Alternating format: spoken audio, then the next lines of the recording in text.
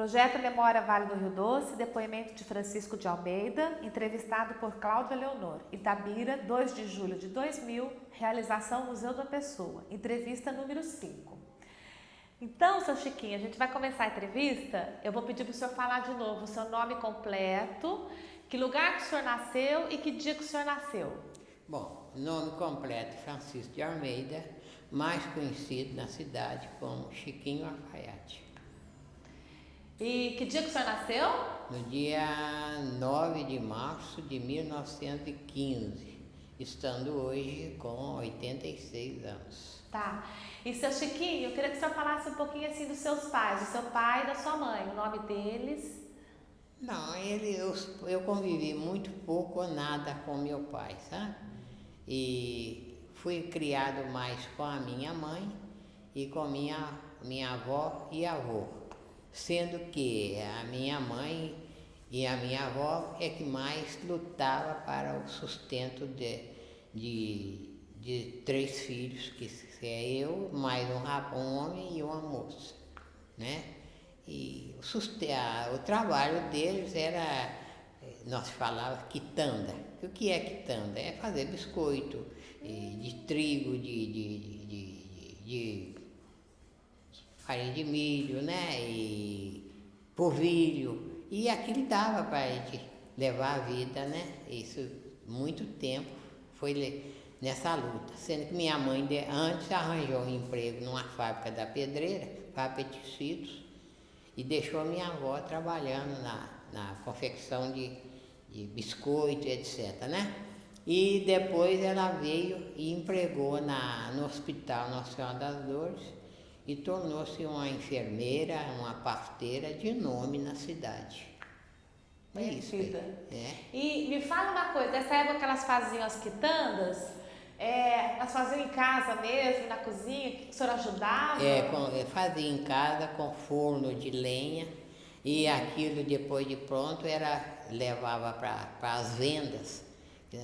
Hoje, depois tem o nome de armazém, mas no passado falava venda. Uma venda que vendia de tudo, né? De um lado vendia tecido, do outro lado era cachaça, querosene e essa história toda, né? E vendia, o meu irmão era mais velho que eu e vendia na rua também, né? Agora eu era péssimo vendedor, muito ruim para vender. Sempre saía com um balaio cheio e voltava com um balaio cheio também. Minha avó me xingava porque eu não era um vendedor eu não conseguia vender, né? Era péssimo mesmo. É isso aí. Quantos anos o senhor tinha nessa época, mais ou menos? Tinha uns 10 a 12 anos, de 8 a 12 anos, e a minha inclinação era ir para a alfaiataria para aprender ofício, né? O senhor gostava? Aí já achava aquilo mais fácil para a gente sobreviver, né? E o que deu certo para mim. E onde que o senhor ia? Que alfaiataria que o senhor ia para aprender o ofício? Aonde? Tinha 3 grandes alfaiatarias em Itabira, né? Tinha a alfaiataria de João Amâncio, do Totoque, Zé Figueiredo. E eu escolhi do Zé Figueiredo, aonde eu aprendi a profissão. E se é que eu tenho algumas qualidades na vida, eu devo ao Zé Figueiredo, que além de um bom profissional, ele era também um educador. A gente aprendeu com a regra de bom viver com ele, que é uma excelente pessoa. Infelizmente não está mais no nosso meio. E como que o senhor chegou assim para ele? Pediu emprego? Pediu para ajudar? Não, eu tinha 10 anos mais ou menos e fiquei com vergonha de chegar perto dele, mas um primo mais chegado a ele que arranjou para mim aprender a profissão, né? E foi assim, ali eu fui evoluindo, cheguei a ser oficial dele, e depois já como oficial em que ele tinha muita confiança comigo, sabe? E um dia um amigo meu me ofereceu dinheiro para pôr uma alfaiataria por conta própria, E eu falei com ele que naquela data eu ia trabalhar por conta própria. E ele falou que a estrela dele estava apagando, que eu era o pé de boi dele, o pé direito dele. E aquilo me tem um orgulho disso até hoje. Me orgulho de quando ele falou que eu era o pé de boi dele, né? Então é uma pessoa que está no meu coração, e tem duas pessoas, é ele o que me ofereceu dinheiro para montar a frataria, colocou 6 contos na minha mão, era conto, né? É dinheiro, né? Era um dinheirão, e eu não assinei papel nenhum comprometendo a devolver o dinheiro, mas ele falou, o dia que eu precisar de dinheiro você devolve, você vai me devolver. E o dia que ele falou que ele precisava do dinheiro para comprar ônibus em São Paulo, que ele é motorista, e eu já estava com o dinheiro contado para entregar para ele. Isso cara a cara, não tem papel assinado nem nada. São fatos que a gente não esquece. Como é que chama esse amigo do senhor? Esse que prestou dinheiro, como é que ele chama? Frederico Mafra. Está vivo, mora em Belo Horizonte. É? Eu sonhei com ele outro dia. Que beleza! É isso aí. Ô, seu Chiquinho, e aonde que o senhor montou a alfaiataria? Eu comecei no centro da cidade, tá? Num sobrado, assim, meio derrubado, mas eu arrumei direitinho lá e tal. E nesse lugar é que eu comecei a trabalhar. E tive uma boa aceitação, porque nessa época o povo andava arrumado, terno e gravata semana inteira, o que não acontece hoje, né? Então a gente tinha muito serviço, às vezes enjeitava serviço, né? Semana Santa, todo mundo queria ir bonito para Semana Santa, fazia terno para Semana Santa. Não me leva a mal o que eu vou falar. Um dia um camarada virou e falou assim, essa Semana Santa eu não vou fazer terno, vou passar o ferro na velha. Na roupa, né? Na roupa velha. Na roupa velha, né? Na roupa velha, né? O seu Chiquinho, e assim, quais são as lembranças mais antigas que o senhor tem da parte assim, da Companhia Vale do Rio Doce aqui em Itabira? O que o senhor lembra, assim? Não era Vale do Rio Doce ainda, aqui foi a Companhia de Melhoramentos que iniciou a exploração de minério, né? Estava eu sentado, era empregado ainda, né, do Zé Figueiredo. Eu estava sentado, podia ser 9 horas, mais ou menos, 9 horas da manhã, quando eu vi um barulho vindo de baixo, e eu não, é natural, mas um barulho de um caminhão meio usado. Eu larguei a máquina assim, fui na porta ver que barulhada é aquela que já vinha da rua. Para surpresa para mim, minha, era um caminhão internacional que passou. Aí veio outro caminhão internacional, igualzinho, 3 caminhões. Os 3 caminhões mais ou menos juntos, fazendo um barulho de assustar a cidade mesmo, tá? Aí eu perguntei, o que é isso aí? O que esses caminhões vêm fazer? O caminhão lá vai lá pro Cauê, vai tirar minério para levar para Drummond. Não tinha estrada de ferro, Itabira Drummond. Aqui, e desse dia em diante, 9 horas da manhã, não parou mais a movimentação do minério, né? De Itabira para Drummond. Aí veio mais caminhões, mais empreiteiros e tal, e aí a cidade começou a movimentar nessa época. Acho que talvez essa companhia de melhoramento ficou aí 1 ano, 2, depois é que foi criado a Companhia Vale do Rio Doce, dentro do governo Getúlio Vargas, né? Depois que foi criada a Companhia Vale do Rio Doce, aí ampliou melhor, né? Fez casas aí para os funcionários, né?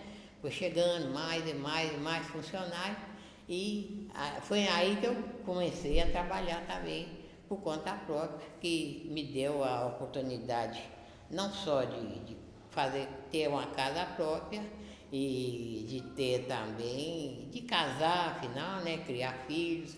A Vale do Doce ajudou na movimentação da cidade, mudou o panorama todo da cidade, mas não vou deixar de falar que nós tínhamos também uma vida própria, sabe? Cada um se mantinha aí de uma maneira ou de outra, né? E levava a vida como podia ser. O senhor tinha muitos clientes que trabalhavam na Vale do Rio Doce? Tinha. De um modo geral, todo mundo já passou a ser empregado da Vale, né? Então tinha bons clientes, tinha uma família então enorme que todo mundo fazia terno comigo e todos empregou na Vale do Rio Doce.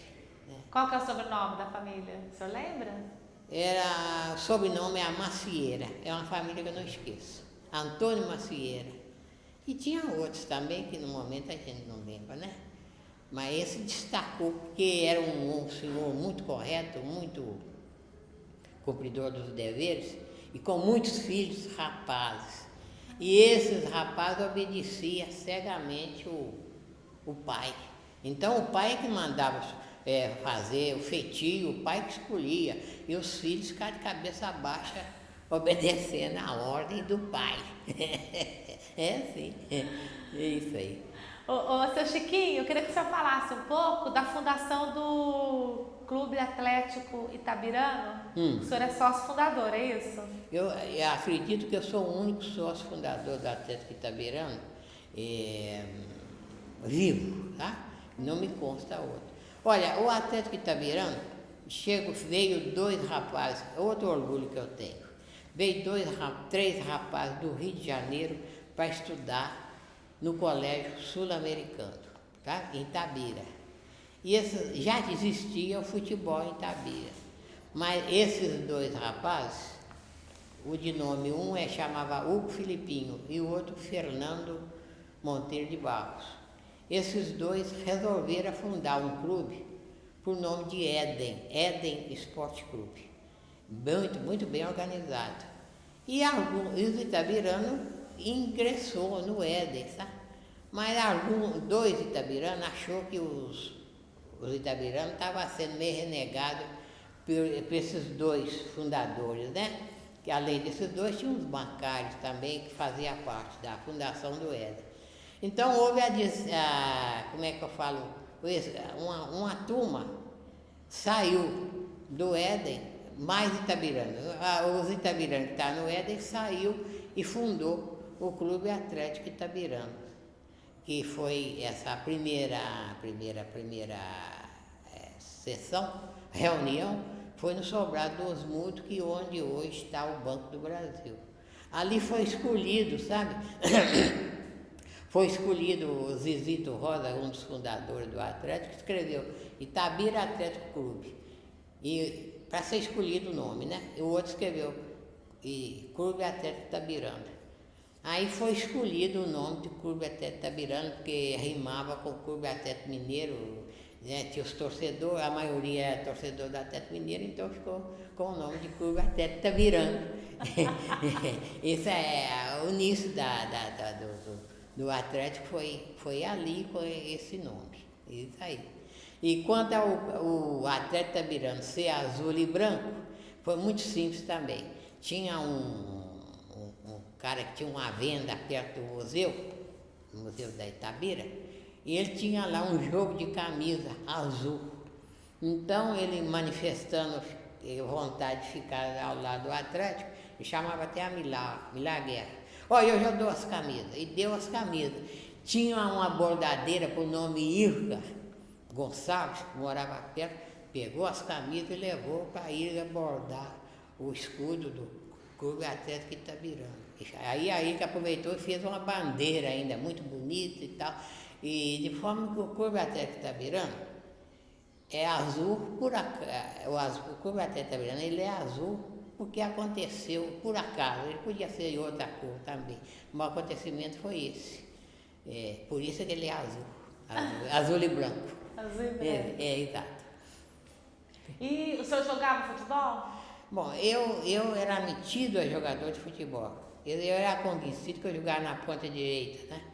E eu nunca fui jogador de segundo quadro, não. Eles me punham lá porque não tinha outro, então eles me punham. Porque não tinha outro, por isso que eu jogava eu fazia parte dos 11 elementos do Atlético Itabirano. Nunca me convenci que eu era bom, não, mas eles me punham lá, então eu ficava lá, né? Estava lá. Ponta esquerda, ponta direita, esquerda, e batia com os 2 lados, né? E é isso aí. E a gente tinha, nessa época, um intercâmbio, sabe? A gente ia em Santa Bárbara vinha aqui, ia em Nova Era, ia em Ferro, Santa Maria. E as cidades vizinhas, todas, a gente ia, um sofrimento danado, na carroceria e caminhão. A gente ia de caminhão, né? Da carroceria. E eles também vinham. Então, já existia um intercâmbio entre Itabira e a cidade vizinha do futebol. Quer dizer, nessa época não tinha Vargem Rio Doce, não. Mas nós tínhamos um bom carnaval sem a Vargem Rio Doce, né? E eu falo assim, um carnaval bom, mas bonito, de beleza mesmo. Tinha futebol, festa religiosa era uma beleza. Quais eram as principais festas? Eu vou te contar uma festa que teve aqui. Então, seu Chiquinho, a gente estava falando das festas religiosas. O senhor ia me contar de uma grande festa aí. Eu vou te contar uma festa, para mim, ela é inesquecível, tá?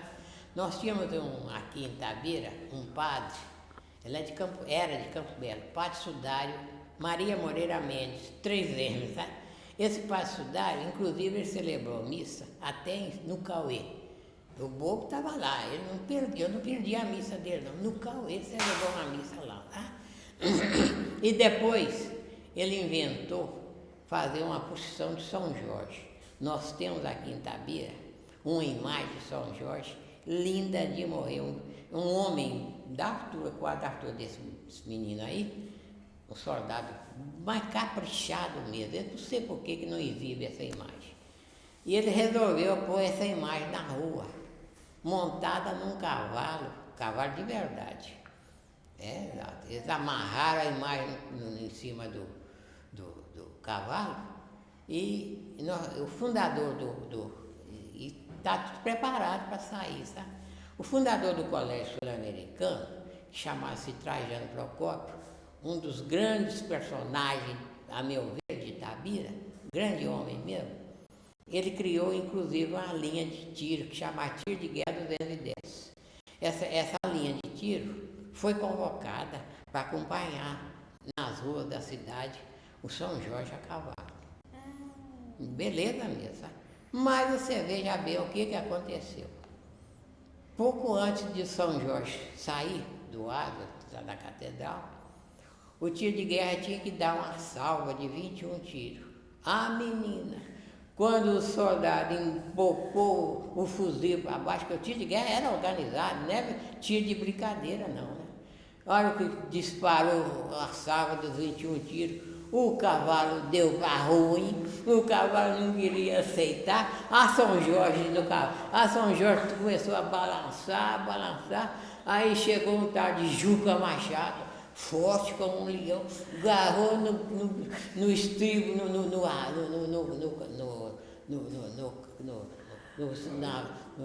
no São Jorge, né? Como é que chama? No freio, agarrou no freio e eu não sabia quem que era mais forte, se era o cavalo ou se era o Juca Machado. E o Juca Machado dominou o cavalo, aí teve a procissão.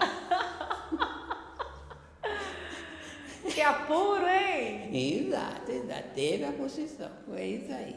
E a gente viu essa história toda lá. Agora, outras festas religiosas, era boa essa festa também, mês de Maria, mês de Sagrado Coração de Jesus, e Natal também era muito divertido. As noites de Natal era bom, menina, só você vendo. Se eu for contar, tem muitas aí de arrepiar, sabe? Agora tem uma história que eu queria que o senhor me contasse, que é como é que surgiu a língua do macaco. Olha, a língua de macaco, ela surgiu por causa da Itabira Iron, que era dominada aí pelos ingleses. Inclusive, eu morava na Rua Santana, de quando em quando vinha uma caravana de Londres para visitar o Cauê, sabe? E todo mundo a cavalo, subia a Rua de Santana. Às vezes eu era menino, novinho, eu ficava na janela olhando aquela quantidade de ingleses que vinha para visitar o Cauê, né? E aquilo subia, falando inglês, a gente não estava entendendo nada, mas aquilo estava na linha mesmo, na década de 20, por aí, e até 30 mesmo, pouco 30, né? E então, tem aqui a Rua dos Operários, que era uma rua muito divertida, Eu sempre falo, a rua mais engraçada que tem é a Rua dos Operários, que na época o pessoal não falava Rua dos Operários, falava Rua de Baixo. E o pessoal da Rua de Baixo chamava o pessoal de cá da Rua de Cima. A Rua Tiradentes é a chamada Rua de Cima. E então eles inventaram, esses homens estão falando tudo embolado, nós também vamos inventar uma língua, e surgiu a linguagem de Camargo, que é trocando a sílaba, né? E que eu me considero péssimo para linguajar dessa língua de Camargo. Eu não gosto muito de falar, não, porque eu não falo bem, mas tem uns caras bons, mas bom mesmo, essa linguagem de Camargo aí, né? Isso ficou na história, né? Exato. Porque a Vale do Doce, quando veio para aqui, veio algumas especialidades na extração de minério eram só americanos, né? E até tinha que ser mesmo, porque um dos líderes dos aliados na guerra do Hitler era o Roosevelt, né? Era americano, que eram os três. Roosevelt, Stalin e... Qual é o outro? Roosevelt, Stalin e... Eram três. Churchill, exatamente, né? Os três. E eu, de brincadeira, eu costumo falar que Itabira movimentou graças a Rita. A Rita que inventou uma guerra, e com a guerra que Rita inventou, Itabira é responsável direta pelas vitórias dos aliados. Se quiser rir de mim, pode rir, mas Itabira cooperou com o minério no material bélico. E vou te falar mais, foi 8 rapazes daqui de Itabira, foram, como é que a gente fala, lutar na linha de frente? Pracinhas? Pracinha. Tem 8 rapazes, saiu daqui, voltaram todos eles são e vivos, estão aqui para contar isso. Não contam, a gente aperta eles para falar, eles não falam nada, tá? Fala nada. Mas foram 8 e voltaram, tudo bem, mais ou menos 8. Eu cito o nome deles, às vezes a gente esquece no momento e tal, mas foram 8 da guerra. Então Itabira participou diretamente da Guerra Mundial, não só no material bélico, como também no material humano. O que eu falo isso com orgulho, com alegria e com satisfação. Olha. Aumentou o movimento da Vale aqui na época da guerra, então? Não, movimento de trabalho? Não, aumentou porque era obrigatório, precisava do material Itabira, né? Precisava, então aumentou o número e foi ampliando, porque no princípio era na base do garfo, eu não sei se você sabe o que é garfo. O garfo é uma espécie de uma pá, você sabe. Então aquilo era como se fosse um garfo para pegar o minério, né? Para encher um caminhão, com o garfo. Para descarregar, também no garfo. Aquilo é demorado. Agora hoje uma máquina vai lá, 2 homens só chega, um para dirigir o caminhão e o outro para dirigir a máquina. Vai lá, enche assim, põe, coloca, vai embora e tal, né? Diminuiu o número, né? De gente para trabalhar, tá. Né? É isso aí. E aquela coisinha que o senhor queria falar, né? Como é que seria assim, a Itabira sem a Vale? E se Itabira... Olha, viver com a Vale, eu acho que é muito bom. É muito bom viver com a Vale, porque a Vale dá emprego, né? E tem muita gente que está aí controlado e tal, graças à Vale do Rio Doce. Então viver com a Vale é bom. Mas eu vivi 30 anos sem Vale do Rio Doce e nós tínhamos tudo direitinho, inclusive 2 fábricas de tecido, que nós no instantinho perdemos elas, e tinha uma fabricação de fubá, e tinha muito fubá, que dava para todo mundo sobreviver através daquilo ali. E tinha muita maneira, né? As mulheres que não tinham emprego, lavava roupa, ele passava roupa, se virava, né? Porque no passado, mais distante, onde vale? As roupas eram lavadas no córrego. A água é limpinha, sabe? Descia na penha ali, descia uma água limpinha. Lá, e as mulheres iam lá para lavar roupa, os senhores, os maiores, né? E levavam a roupa passada e tal. Então ganhava a vida dessa maneira. Então tinha muita maneira de sobreviver. E tinha os ferreiros, né? Que fazia freio, espora, que mais o transporte era mais no burro, né? Então se virava e dava para viver. Então eu vivi em Itabira 30 anos, quase 30 anos, sem companhia, E aqueles que acham que a Vale é que deu Itabira condições de vida, não. Nós já existia uma vida bem boa, bem correta. Inclusive nós tínhamos cinema, tinha futebol, tinha carnaval, tinha tudo direitinho aí, não faltava nada. É isso aí. Então, uma última pergunta. O que o senhor acha da Vale do Rio Doce estar fazendo esse projeto, da gente estar fazendo essa entrevista, de estar escutando a comunidade, a população? Peraí. O que o senhor achou de ter dado essa entrevista, falando da cidade, da importância da cidade, da importância da Vale do Rio Doce? Não, eu acho que está promovendo a cidade. Eu acho bom. Isso é bom, né? A entrevista que, no caso aí, é a promoção da cidade, não. Não é mesmo? Estou errado? Estou certo? Não sei. Está certo. ali no Rio está promovendo a cidade, não é mesmo? Tem mais alguma coisa que o senhor quer falar, seu Chiquinho? Está faltando? O que está faltando, acho que é aquela... Eu desejava que esses grandes homens da Vale do Rio Doce, dos governadores, do presidente da República, todos eles reconhecessem um pouco o que Itabira já deu e que ela não recebeu de volta.